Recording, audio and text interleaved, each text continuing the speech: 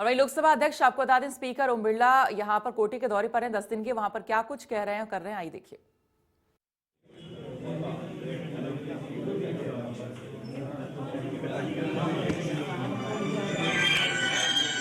Hello. हाँ hello. ठीक है, श्रीधा जी आप इधर आ जाओ।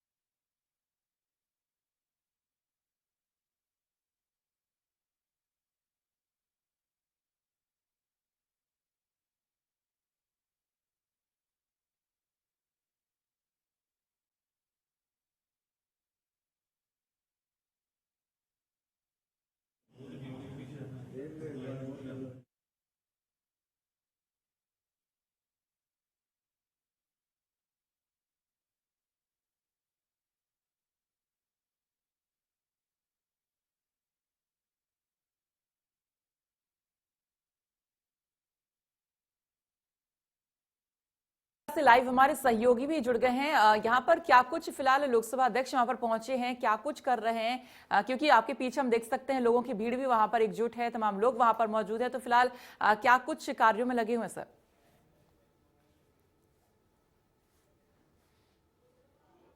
बाद में कोटा पहुंचे हैं, सामने की तस्वीरें आप देख सकते हैं। लोकसभा अध्यक्ष जब भी कोटा पहुंचते हैं तो मेरा कार्यक्रम लोकसभा अध्यक्ष का जो लोग और कोटा बूंदी से के जो संसदीय क्षेत्र के लोग हैं उनके साथ सुनवाई कर रहता है। साफ तौर पर तस्वीर देख सकते हैं, एक दिव्यांग है, दिव्यांग अपनी समस्या को लेकर लोकसभा स्पीकर ओम बिरला के बीच में पहुंचा हुआ है। साथ में सामने की तस्वीरें दिखाएंगे, कितने सारे लोग हैं जो लोकसभा कैंप कार्यालय शक्ति नगर में अपनी फरियाद लेके आए। कुछ साधु संत भी यहाँ पर पहुंचे हैं लोकसभा स्पीकर ओम बिरला से मिलने। सबसे पहले उनसे ही बात करना चाहेंगे, क्या फरियाद लेकर पहुंचे हैं? हम यहाँ पर पहुँचे, मैं राष्ट्रीय संत श्री असंगदेव महाराज जी का शिष्य हूँ और हमारे गुरुदेव जी पूरे देश विदेश में जा करके धर्म प्रचार का काम करते हैं, जिसमें नशा व्यसन, शराब। कोई बड़ी समस्या लेकर पहुंचे हैं आप यहाँ? हम यहाँ पर माननीय स्वामी जी का कार्यक्रम 12 डिस्ट्रिक्ट जिला 12 अंता में ग्राम मिर्जापुर में कार्यक्रम चल रहा है। बिल्कुल, देखो लोकसभा स्पीकर ओम बिरला के लिए यहाँ पर संत समाज के लोग पहुंचे हैं। साथ में ही लोकसभा स्पीकर के कैंप कार्यालय पर दिव्यांग के साथ साथ वो लोग जो कोटा बूंदी संसदीय क्षेत्र से आते हैं वो अपनी फरियाद लेकर पहुंचे हैं, क्योंकि सभी लोकसभा स्पीकर ओम बिरला से काफ़ी स्नेह और प्रेम करते हैं और कम से सबको ये आशा रहती है कि कहीं ना कहीं लोकसभा स्पीकर कैंप कार्यालय पहुंचेंगे तो कहीं ना कहीं उनकी फरियाद सुनी जाएगी।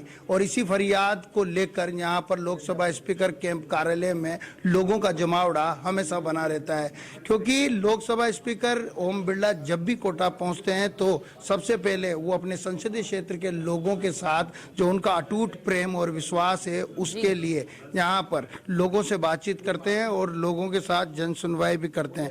तस्वीरों में साफ तौर पर देख सकते हैं लोकसभा स्पीकर ओम बिरला अपने जो निजी सहायक हैं उनको कुछ दिशा निर्देश देते हुए नजर आ रहे हैं, क्योंकि कहीं ना कहीं जो जनता का जो जुड़ाव है वो कहीं कम ना हो, जनता का विश्वास जो है वो टूटे ना, क्योंकि विश्वास की कड़ी वो है कि कहीं ना कहीं लोकसभा स्पीकर ओम बिरला को यहाँ पर लोगों से जोड़ के रखती है। लोकसभा स्पीकर ओम बिरला के से बात भी करना चाहेंगे। सर, लंबे अंतराल के बाद में कोटा पहुंचे हैं, सर क्या कार्यक्रम है? कोटा मेरा संसदीय क्षेत्र है और मैं संसदीय क्षेत्र में आना मेरी जिम्मेदारी है। यहाँ लोगों से मिलते हैं, उनकी तकलीफ सुनते हैं, समस्याएं सुनते हैं, विकास के कामों की कार्य योजना बनाते हैं। समाज में सामाजिक आर्थिक परिवर्तन कैसे आ सकता है उसके लिए मिलजुल के योजना बनाने की आवश्यकता है। ये वर्ष आज़ादी के अमृत महोत्सव का वर्ष है और अमृत महोत्सव के अंदर भारत ने बहुत प्रगति की है, खुशहाली समृद्धि भी आई है, लेकिन हमारी योजना होनी चाहिए समाज के अंतिम व्यक्ति तक के जीवन में खुशहाली समृद्धि नहीं आए जब तक विराम विश्राम न होना चाहिए। और इसी प्रयासों में जिन क्षेत्र में अभाव है, तकलीफ है, समस्या है, उन बातों को समझते हैं, उनका समाधान करते हैं। राजस्थान पेंशनर का सर आज एक बड़ा कार्यक्रम है जिसमें आप शिरकत करेंगे और काफी लंबे समय से पेंशनरों से आप जुड़ते आए हैं। पेंशन समाज का समाज में बहुत बड़ा योगदान है।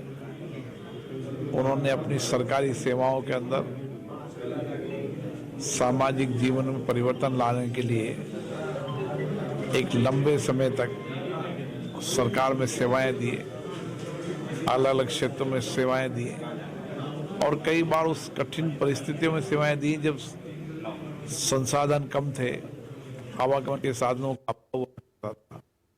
उस समय चाहे शिक्षा हो, चिकित्सा हो, इंफ्रास्ट्रक्चर में डेवलपमेंट का काम हो, पीने का पानी हो, बिजली हो, इन बुनियादी समस्याओं को समाधान करने में उनका बहुत बड़ा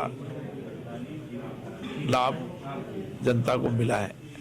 इसलिए उनके अनुभवों को लाभ को मिलते हुए नई पीढ़ी प्रेरणा ले और देश और राष्ट्र के समर्पण भाव सेवा से काम करे। यही पेंशन समाज में जब जाते हैं तो हमें नई प्रेरणा मिलती है। कल प्रधानमंत्री नरेंद्र मोदी जी ने संबोधन किया ओमिक्रॉन का, जिस तरह से सर खतरा बढ़ता जा रहा है, अब कहीं ना कहीं 15 से 18 वर्ष के बच्चों को वैक्सीन लगेगी, किस तरह से देखते हैं सर? ओमिक्रॉन को नया वेरिएंट है और जब भी विश्व में नया वेरिएंट आता है तो भारत उसकी तैयारी करता है। मुझे आशा है कि हमने कोरोना की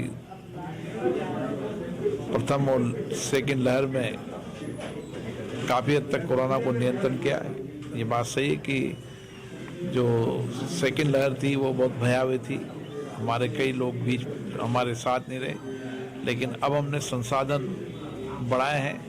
मुझे आशा है कि हम कोरोना की इस वेरिएंट को रोक पाएंगे और लोगों को बेहतर चिकित्सा व्यवस्था दे पाएंगे। पहली और दूसरी लहर में भी देखा था आपने यहाँ पर कोटा संभाग की चिकित्सा व्यवस्था को दुरुस्त करने के लिए काफी कुछ प्रयास किए थे। 11 दिन का दौरा है सर, क्या चिकित्सा व्यवस्थाओं के लिए वहाँ फिर जायजा लिया जाएगा, क्या व्यवस्थाएं देखी जाएगी? नए वेरिएंट को देखते हुए इसके क्या उनका प्रभाव है उसको लेकर चिकित्सा विभाग से चर्चा करेंगे। ये थे हमारे साथ लोकसभा स्पीकर ओम बिरला। साफ तौर पर कहना था कि समाज के अंतिम छोर के व्यक्ति तक सुविधाएं पहुंचे और उन सुविधाओं का लाभ आदमी को मिले, इसके लिए लोकसभा स्पीकर ओम बिरला निरंतर प्रयास करते रहते हैं। जी सरिता। जी चलिए, बहुत बहुत शुक्रिया वहां से पूरा अपडेट देने के लिए। तो फिलहाल इसी के साथ इन खबरों में इतना ही, लेकिन आगे और भी खबरें जारी रहेंगी। आप देखते रहिए इंडिया न्यूज राजस्थान। नमस्कार।